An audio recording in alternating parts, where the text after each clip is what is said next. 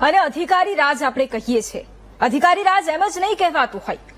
અધિકારીઓને કોઈનો ડર નથી એ વાત ફરી એકવાર સાબિત થઈ છે.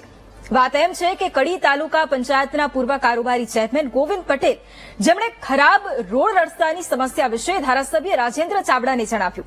ધારાસભ્યએ તાત્કાલિક માર્ગ અને મકાન વિભાગના નાયબ ઇજનેર ઓજસ પટેલને ફોન કર્યો. ફોનમાં તેમણે ટેન્ડર કે કોન્ટ્રાક્ટની પ્રક્રિયાને બાજુમાં મૂકી અને તાત્કાલિક સમારકામ શરૂ કરવાની સૂચના આપી હતી. જો કે અધિકારીએ લેખિત રજૂઆત કરવાનું કહેતા ધારાસભ્ય રોષે ભરાયા. અધિકારીએ ના પાડી દેતા ધારાસભ્યએ કહ્યું કે તમે આ રીતે ઉદ્ધતાઈથી વાત ન કરી શકો. ધારાસભ્યનો આક્રોશ જોઈને કદાચ ત્યાંના લોકોને એમ પણ થયું હશે કે ના, અમારા વિસ્તારના ધારાસભ્યો તો અધિકારી સામે નથી ઝૂકતા. જેટલા રોષથી ધારાસભ્ય અધિકારી સાથે વાત કરી, ખબર નહીં કેમ બીજા દિવસે ધારાસભ્ય એટલા જ ઢીલા પડી ગયા. પહેલા કોલ પર અધિકારીને ખખડાવ્યા અને બીજા જ દિવસે ભીનું સંકેલી દેવાનો પ્રયાસ થયો. પહેલા જ એમને કોલ પર એવું કહી દીધું કે ઉદ્ધતાઈથી વાત ન કરશો. અચાનક એ જ અધિકારી સારા બની ગયા. ચોમાસાની શરૂઆતથી જ ગુજરાતના રોડ રસ્તાની હાલત કફોડી બની છે અને એ વાત બધા જ જાણે છે. ધારાસભ્યો અને જનપ્રતિનિધિ વચ્ચેનો ગજગ્રા પણ કંઈક નવી વાત નથી. કેટલી વાર ધારાસભ્યોએ અધિકારીઓને લઈને જે ફરિયાદ કરી છે એ સામે આવી જ ચૂકી છે.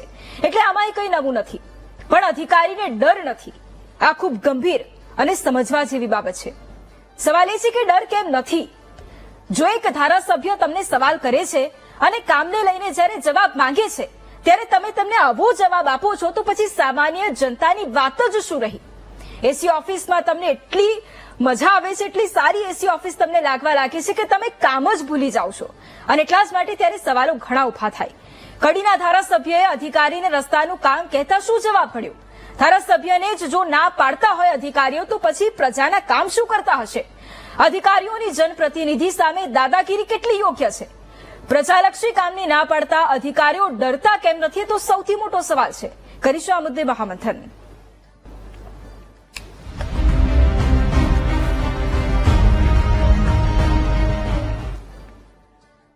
અને ચર્ચાની શરૂઆત કરીએ એ પહેલા ધારાસભ્ય દ્વારા ફોન પર જે વાત કરવામાં આવી, જ્યારે એમને રજૂઆત કરવામાં આવી કે રોડ રસ્તાની સમસ્યા છે, રાજેન્દ્ર ચાવડા ધારાસભ્ય જેમણે ફોન પર અધિકારી સાથે વાત કરી, એ પહેલા એટલે બિફોર આફ્ટર આપણે જોઈ લઈએ કે પહેલા શું થયું અને પછી શું થયું. સાંભળી લઈએ.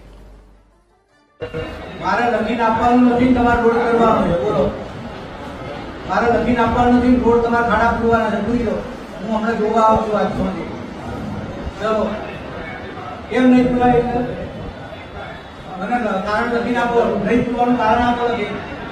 આ લખીને આપો. તમે ઓફિસમાં આવો, ચલો ઓફિસમાં આવો. તમે ઓફિસમાં આવો, મારી આવો. તમે આવી રીતે ઉદ્ધતિની વાત કરો, નહીં ચાલો મારી જોડે. એટલે રજૂઆતના આધારે મેં શ્રી અધિકારીને વાત કરી. એટલે અધિકારીશ્રીએ મને એવું કહ્યું કે ભાઈ આ રોડનું ટેન્ડરની પ્રક્રિયા ચાલુ છે. તો મેં કહ્યું કે ભાઈ ટેન્ડરની પ્રક્રિયા ચાલુ ભલે રહી, ટેન્ડર જ્યાં સુધી કોન્ટ્રાક્ટરને સોંપાય નહીં ત્યાં સુધી તમે જે કોઈ પણ સમસ્યા હોય એને ઉકેલી દો. જુઓ, ધારાસભ્યશ્રીને અધિકારીઓ બધા સાંભળે જ છે, નથી સાંભળતા એવું નથી, અને લોકો કામ પણ કરે છે. પરંતુ કંઈક ગમે તે કારણસર આવું બની ગયું હોય તો એમાં આ મુદ્દાને બહુ ઉછાળવાની આપણે બહુ. અને આપણી સાથે આજ મુદ્દે કડીના ધારાસભ્ય રાજેન્દ્રભાઈ ચાવડા જોડાયા છે. તેમની સાથે જ આ મુદ્દે ચર્ચા કરીશું. રાજેન્દ્રભાઈ, સૌથી પહેલા તો સ્વાગત છે મહામંથનમાં. સૌથી પહેલો પ્રશ્ન એ જ છે કે અધિકારીઓ સાંભળતા નથી, એ બહુ પહેલેથી જ સામે આવી ચૂક્યું છે. અનેક ધારાસભ્યોએ ફરિયાદ કરી છે. હવે આમાં આપનું નામ પણ જોડાયું છે, એ મુદ્દે શું કહેશો? પ્રશ્ન એ હતો કે 67મો જે વન મહોત્સવનો કાર્યક્રમ હતો તાલુકા કક્ષાનો રાજપુર ગામે, ત્યાં કાર્યક્રમની અંદર હું હતો. કાર્યક્રમ પૂર્ણ થયા પછી અંદર આચાર્યશ્રીની ઓફિસમાં અમે બેઠા હતા, ગ્રામજનો પણ હતા ઘણા. એટલે ગ્રામજનો દ્વારા એક એમની રજૂઆત હતી કે ભાઈ અમારો આ જે રોડ છે રાજપુરથી ચાંદરડાનો એ ખૂબ ખરાબ હાલતમાં છે, ખાડા પડી ગયા છે, અને અધિકારીશ્રીને વારંવાર રજૂઆત કરવા છતાં ખાડા પૂરાતા નથી એવી રજૂઆત આવી. એટલે પ્રજાના એક પ્રતિનિધિ તરીકે મારે વાત સાંભળવી પડે અને મારે અધિકારીશ્રીને પણ સૂચના આપવી પડે. એટલે એના ભાગરૂપે મેં અધિકારીશ્રીને ફોન કર્યો. અધિકારીશ્રીએ કહ્યું કે આનું ટેન્ડર પડી ગયેલું છે ને આવું છે ને આ બધું છે. તો મેં કહ્યું ભાઈ ટેન્ડર પડી ગયું હોય તો ભલે પડી ગયું, ટેન્ડરનું કામ પૂર્ણ ના થયું હોય, કોઈને એજન્સી સોંપવામાં ના આવી હોય તો તમે ખાડા પૂરવાનું કામ શરૂ કરો. એટલે આ બાબતમાં થોડી અમારે ચર્ચા થઈ. એટલે તે પછી ગ્રામજનોની હાજરીમાં આ બધી ચર્ચા થઈ. ત્યારબાદ મેં અધિકારીશ્રીને પણ બોલાવ્યા. અધિકારીશ્રીને મારે જે કંઈ ઠપકો આપવો તો મેં ઠપકો આપ્યો અને અધિકારીશ્રી મારી સાથે સંમત પણ થઈ ગયા અને કામ કરવાનું એમણે એમ કે હું શરૂઆત કરાવી દઉં છું એવું પણ કહ્યું. એટલે આટલેથી આ પ્રશ્ન અટકી જાય છે. એટલે હવે આને બહુ આપણે ઇસ્યુ બનાવીએ એ બરાબર વ્યાજબી મને પોતાને લાગતું નથી. હેઠળ એક તરફ આવા અધિકારીઓને સરકાર ઘર ભેગા કરી રહી છે અને છતાંય આવી પરિસ્થિતિ કેમ છે કે જ્યાં અધિકારીઓ સાંભળતા જ નથી? ના, એવી સ્થિતિ નહીં. કોઈને એવું કોઈ પ્રશ્ન નથી. સ્થિતિ અધિકારીશ્રીઓ બધા જ કોઈ ખરાબ હોતા નથી અને બધા પ્રશ્ન સાંભળતા જ હોય છે અને કામ કરતા જ હોય છે. પણ અમુક જગ્યાએ કદાચ એવું બની જાય, કોઈ એવો પ્રશ્ન આવી ગયો હોય ને કદાચ એવું બન્યું હોય તો પછી હવે એને જે કંઈ ઠપકો આપવા જેવો હોય એ આપણે ઠપકો આપી દઈએ છીએ અને અધિકારીશ્રીને સમજાવીએ કે ભાઈ આ આમ કરવું જોઈએ. એ રીતે અધિકારીશ્રી કામ કરવા માટે સંમત થઈ જાય છે. પણ પ્રશ્ન એ પણ કે જો તમે એક ધારાસભ્ય છો અને તમારી વાત જ ન સાંભળવામાં આવે તો પછી સામાન્ય જનતાની વાત પણ શું? કારણ કે સૌથી મોટો સવાલ તો એ જ છે, જો અધિકારી તમારું નથી સાંભળતા તો સામાન્ય જનતાનું શું સાંભળશે? આટલી હિંમત ક્યાંથી આવે છે એમનામાંથી? એ પણ પ્રશ્ન છે.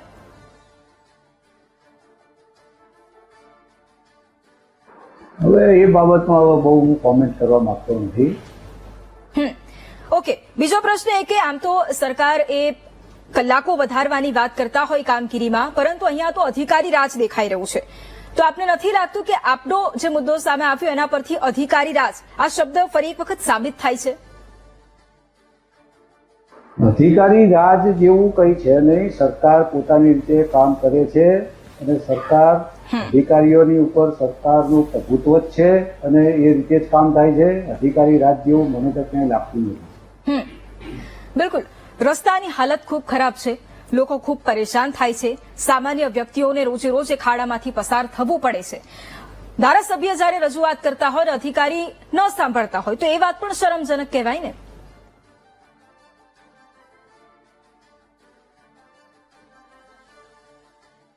તમે જે વાત કરો છો એમાં અધિકારી, મેં અગાઉ પણ કહ્યું કે બધા અધિકારીઓ એવા હોતા નથી. કોઈ ભાગ્ય જેવો અને એમાં એ અધિકારીનો એવો કોઈ ઈરાદો હોય ના હોય એ અધિકારીને ખબર હોય. પરંતુ ઘણી વખત આવું થઈ જતું હોય તો અમે અધિકારીશ્રીને જે કંઈ કહેવા જેવું હોય એવું અમે કહીએ છીએ અને પ્રશ્નનો અમે ઉકેલ કરી દઈએ. પણ આમ જોવા જઈએ તો આપ અધિકારીને કહેતા હોવ અને વિડીયો પણ વાયરલ થતો હોય છે, અધિકારી ખુલ્લે આમ આપણે ના પાડી દેતો હોય કે ના એ કામ નહીં થાય, એટલે એટલી હિંમત આવતી હોય અધિકારીની અંદર, તો પછી આ બધાની વચ્ચે છેલ્લા પીસાવાનું તો એક સામાન્ય જનતાને જ, જે ફક્ત રજૂઆતો કરીને થાકી જાય.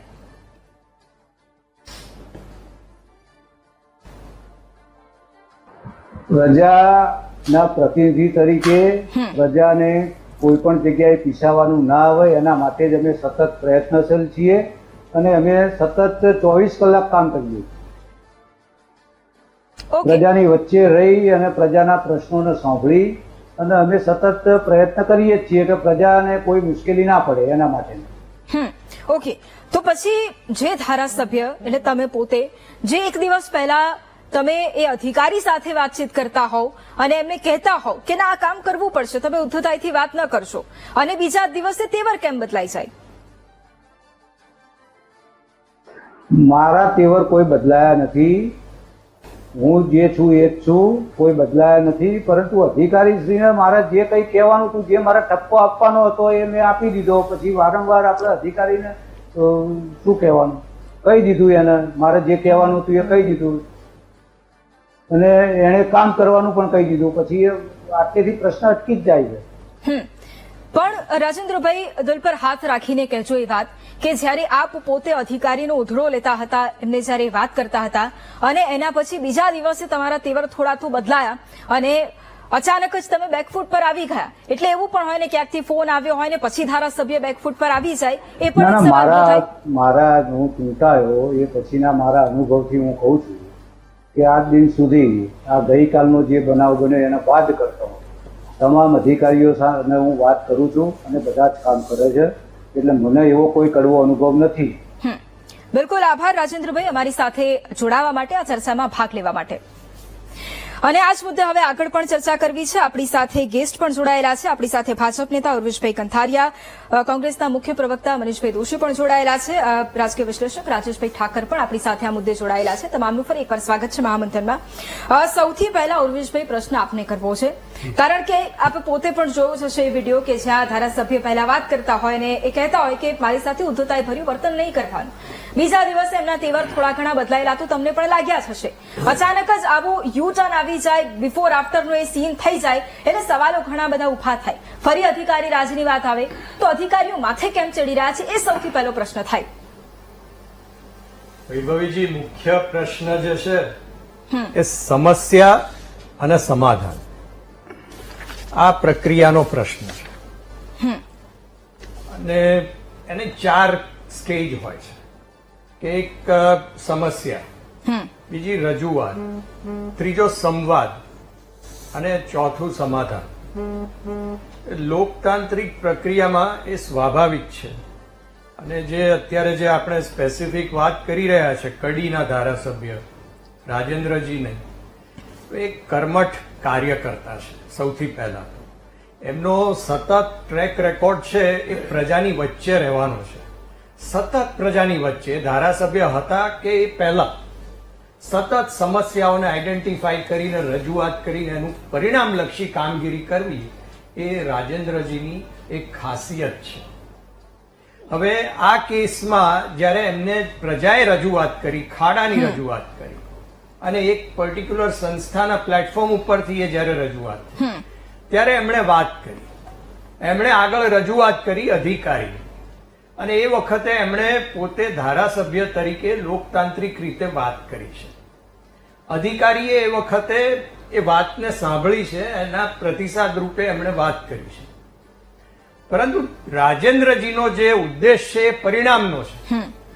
એટલે તેવર બદલાયા કે ના બદલાયા, લોકતાંત્રિક રીતે એમણે કાર્ય કરીને પરિણામ હાંસલ કર્યું છે કે નહીં, એ પ્રજા માટે સૌથી મહત્વનો મુદ્દો છે. એટલે જયારે પહેલા દિવસે જયારે વાત કરી અને એ વખતે સમજણ, જે ચોથી સ્ટેજ છે એ સમજણ છે. રજૂઆત, સંવાદ અને સમજણ. એમણે સંવાદ કરવાનો પ્રયત્ન કર્યો પણ એ વખતે સમજણ એ વખતે અડધી એસ્ટાબ્લિશ થઈ. અને બીજે દિવસે એમણે પોતે વ્યવસ્થિત રીતે આગળ બીજી વાત કરી અને એ સમજણ કેળવી એ જન અધિકારીમાં, અને એ સમજ્યા અને એ સોલ્યુશન લાવ્યા છે. તો આ એક લોકતાંત્રિક પ્રક્રિયા છે, ખૂબ સ્વાભાવિક વાત છે. ઠીક છે મનીષભાઈ, આપને પ્રશ્ન. સત્તા પક્ષના એક ધારાસભ્ય હોય એ જયારે સવાલ કરે, વિડીયો પણ આપણી સામે આપ્યો છે અને આપણે અત્યારે જ સાંભળ્યું, તરત જ પેલું બિફોર આફ્ટર જો મેં પહેલા વાત કરી, એકદમ પછી એમના તેવર ચેન્જ થઈ જાય અને એકદમ સરળતાથી પછી એ વાત કરી કે ના એ અધિકારીને પણ કંઈક કામ હશે અને એમણે કીધું છે કે બધું કામ થઈ જશે. સવાલ અહીંયા એ કે જો સત્તા પક્ષના એક ધારાસભ્ય સાથે અધિકારી આ રીતે વાત કરતા હોય તો પછી વિપક્ષના એ જનપ્રતિનિધિ હોય, ધારાસભ્ય હોય કે પછી કોર્પોરેટર કોઈ પણ હોય અથવા તો સામાન્ય જનતા હોય, એમની સાથે કેવી રીતે વાતચીત થતી હશે? વૈભવીબેન, સૌથી મોટાની 4 મુદ્દાને આખી વ્યવસ્થાને આપણે સમજી આખી જોઈએ, ફ્લેશ, આફ્ટર અને બિફોર. આ જ વાત વડોદરાની જિલ્લાના બધા ધારાસભ્યો ભેગા થઈ સરકારને કીધેલું, ગાંધીનગર દોડી ગયા, અંદર રૂમમાં બેસાડ્યા અને વ્યવસ્થા ગોઠવાઈ ગઈ, બહાર આવીને ગુડી થઈ ગયું. કેમ આવું થાય છે? સમજણ, સંવાદ, અમારે કથિરિયાજી સરસ મજાની આમ આપણને સમજાવ્યું અને આપણને બી થોડીક વખત એમ થઈ ગયું, હું ને રાજેશભાઈ ગળગળાઈ થઈ ગયા હતા, હું તો થઈ જ ગયો તોથી. મને એમ થઈ ગયું કે આજે તો ગમે એ સરસ મજાનો સંવાદ આપણા વીટીવી સ્ટુડિયોમાં થઈ રહ્યો છે.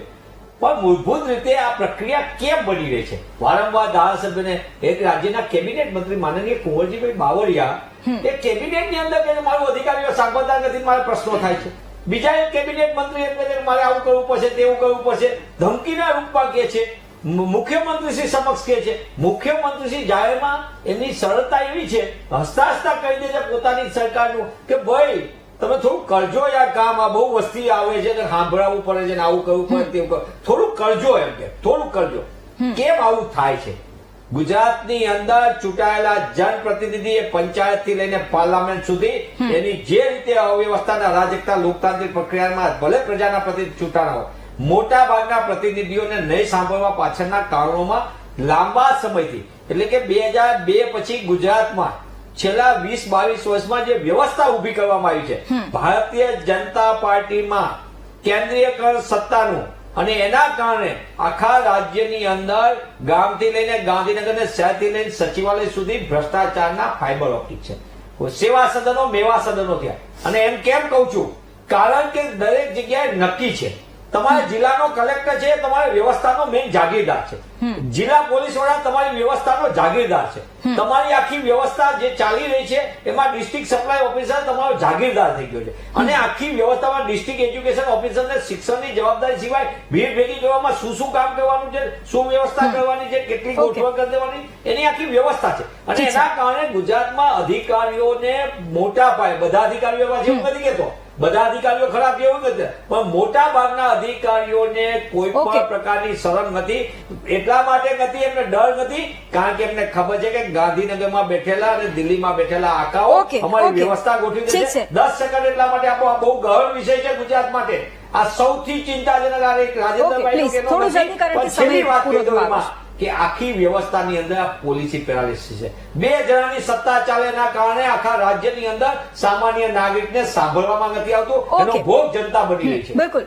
રાજેશભાઈ, છેલ્લે આપનો સવાલ 1 થી 1.5 મિનિટમાં આપની પાસેથી એ જવાબ લેવો છે કે અધિકારી રાજ આ શબ્દ જયારે આપણે કહીએ છીએ ત્યારે એની ઉપર સવાલો ઘણા બધા ઉભા થાય છે. એ ડર નથી, એનો વધુ એક પુરાવો આપણી સામે આવી ચુક્યો છે.